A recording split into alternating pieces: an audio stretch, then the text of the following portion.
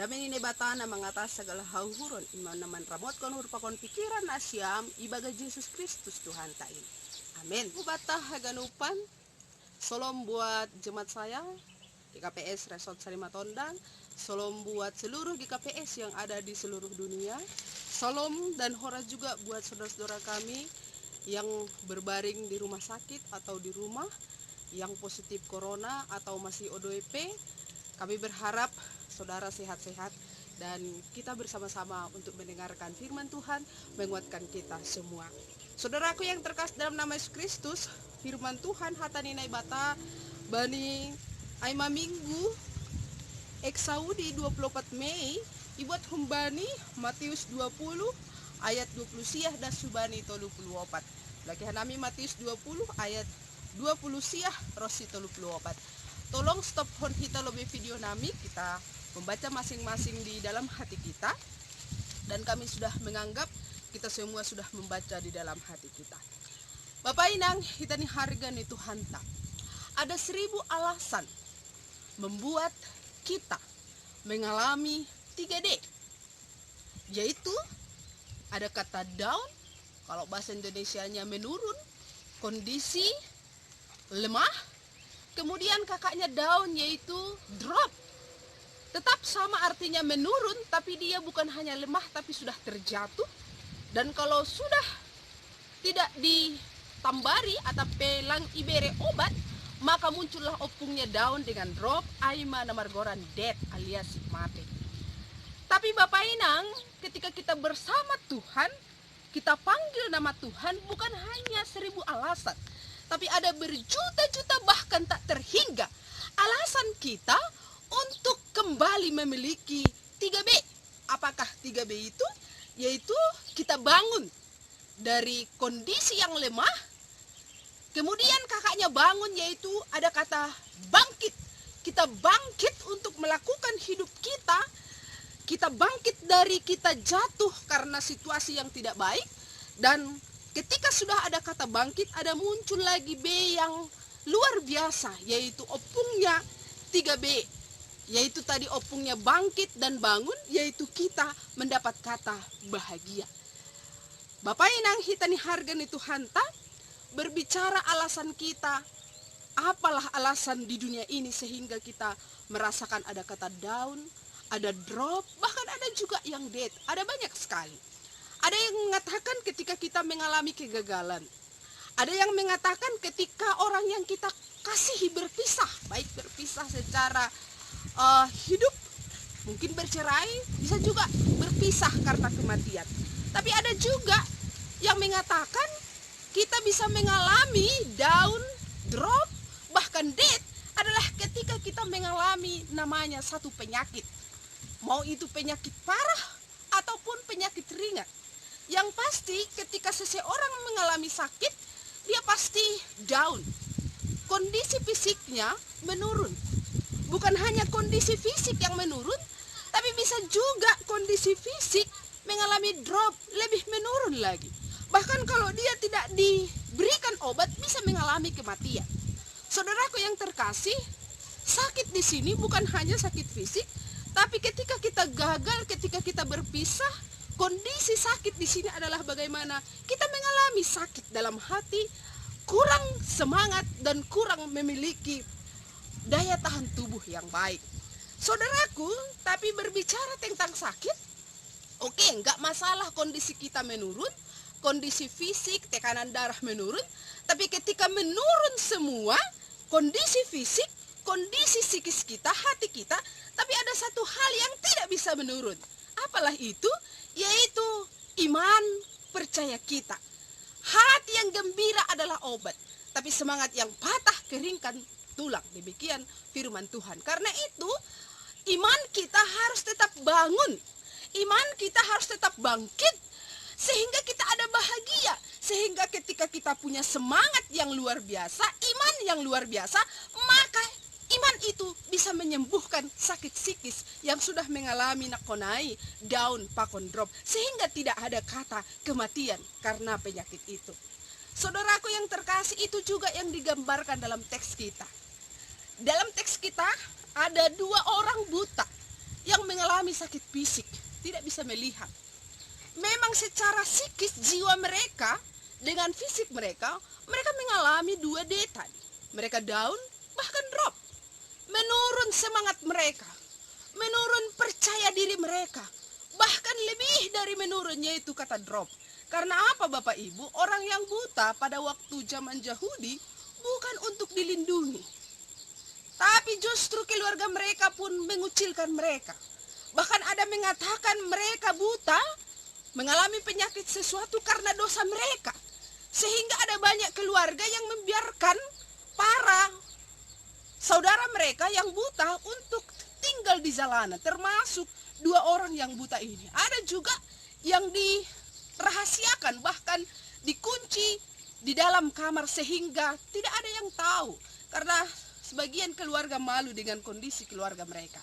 Nah, kondisi 2 orang buta dalam teks kita ini adalah mengalami penurunan semangat, penurunan psikis, dan mereka membutuhkan pertolongan. Tapi saudaraku, ada hal yang menarik di sini.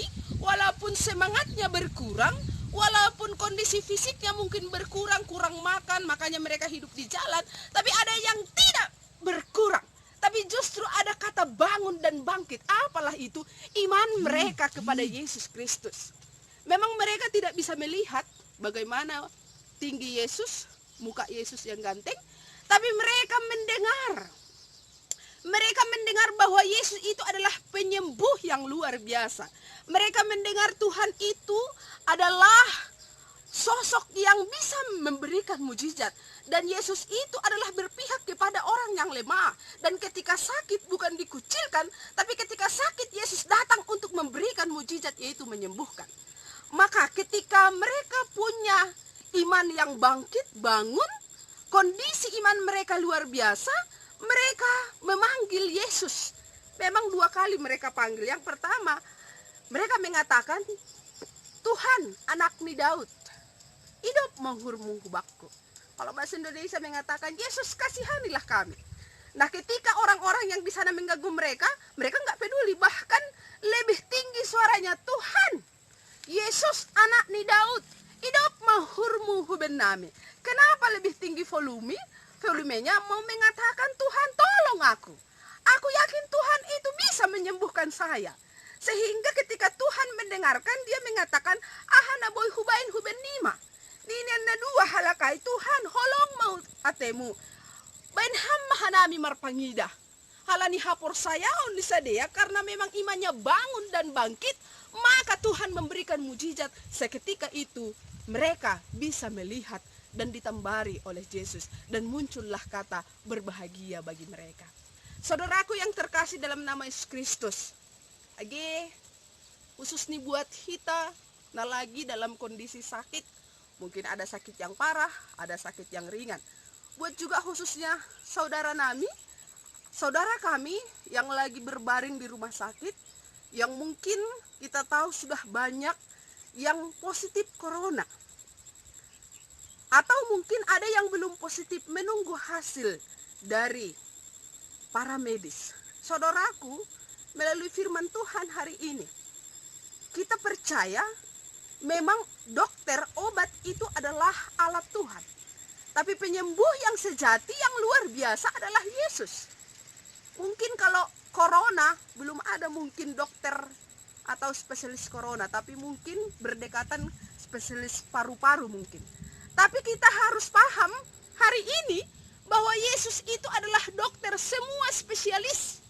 Dia bisa dokter mata, dia bisa dokter kandungan karena perempuan yang pendarahan dia bisa sembuhkan. Dia bisa dokter tulang, saraf dan yang lainnya. Semua termasuk corona bisa disembuhkan oleh Tuhan Yesus. Karena itu apa yang kita lakukan? Oke, sudah kita ke rumah sakit, kita sudah makan obat, kita sudah mau melakukan apa yang disarankan oleh medis, tapi firman Tuhan mengatakan, mari kita seperti 2 orang buta. Walaupun fisiknya lemah, hatinya mungkin ada ketakutan, dia merasa sedih karena keluarganya juga tidak peduli kepada dia, tapi imannya mengalami kata bangun dan bangkit. Karena itu sekarang yang diperlukan adalah hati yang gembira, semangat luar biasa. Ketika kita lemah, ketika kita tidak punya pengharapan, ketika kita ada kekhawatiran, seberapa banyak pun vitamin kita makan, tidak berarti apa-apa. Seberapa banyak pun obat kita makan, mungkin tidak bisa menyembuhkan. Tapi menurut medis, daya tahan tubuh itu sangat diperlukan. Bagaimana kita memiliki daya tahan tubuh?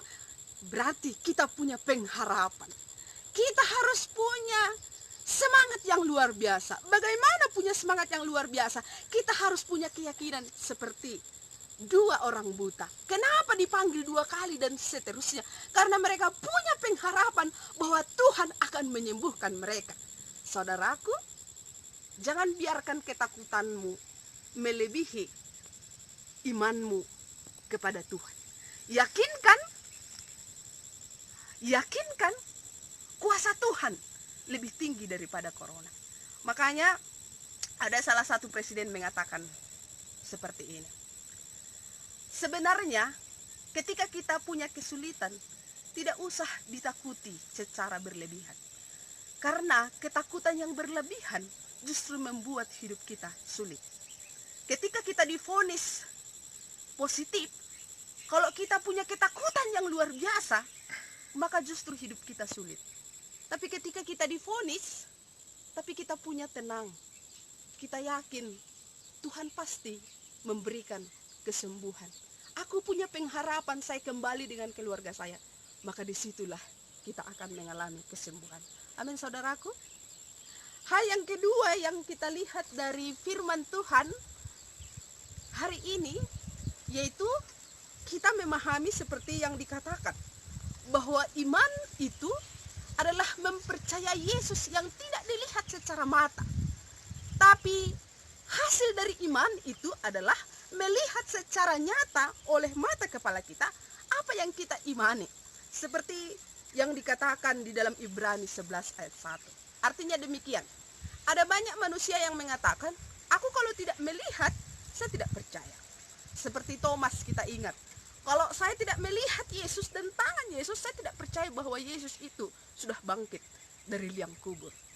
Saudaraku, permasalahan untuk mengimani Tuhan Yesus bukan pernahkah kita lihat Yesus itu, rambutnya, hidungnya yang mancung, tapi masalah iman adalah bagaimana hati kita, bagaimana pikiran kita punya keyakinan bahwa Tuhan itu ada. Jadi memang dua yang sakit ini tidak pernah melihat Yesus seperti murid-murid yang lain. Tapi walaupun mereka tidak pernah melihat secara mata, ada hati dan telinga mereka untuk meyakini Yesus itu luar biasa. Ada satu kisah nyata bagaimana orang mengatakan Yesus itu tidak ada. Yesus itu tidak bisa menyembuhkan karena Yesus itu kita tidak lihat. Kalau dokter kita lihat, tapi Yesus kita tidak pernah lihat. Ada satu kisah nyata yang bernama, dia adalah tentara Amerika, Kopral Desmond Thomas Doss. Dia adalah tentara Amerika, tapi dia khusus bagian medis ketika terjadi perang dunia kedua tahun 1945, Amerika melawan Jepang. Jadi dia masuk kepada militer Amerika sebelum berperang, yaitu perang dunia kedua. Tapi sejak kecil dia sudah sering berdoa, percaya kepada Tuhan, sering membaca Alkitab. Jadi dia tidak mau membunuh, pegang senjata. Karena dia ingat perintah Tuhan yang keenam, jangan membunuh. Jadi dia memiliki kesimpulan keputusan, oke, saya masuk militer, tapi saya khusus untuk menyembuhkan tentara yang kena tembak. Saya tidak mau angkat senjata dan yang lain. Nah, singkat cerita dia masuk militer, dan waktu belajar angkat senjata menembak dia tidak mau. Dia dimarahi oleh kepala tentara itu, dia tidak mau. Bahkan dia dikucilkan, dia dikatakan gila. Masa seorang tentara mau berperang tidak mau menembak? Memang di peraturan Amerika, biarpun para medis, dia juga harus bisa menembak. Karena suatu ketika musuh menembak dia, walaupun kerjanya menambari, dia harus bisa juga menembak. Tapi dia bersikeras, tidak boleh saya menembak, saya tidak mau. Saya hanya mau menolong. Banyak perlawanan. Kawannya meremehkan dia. Mana Tuhanmu? Gak ada Tuhan itu, Dos. Gak ada Alkitab ini, bohong itu.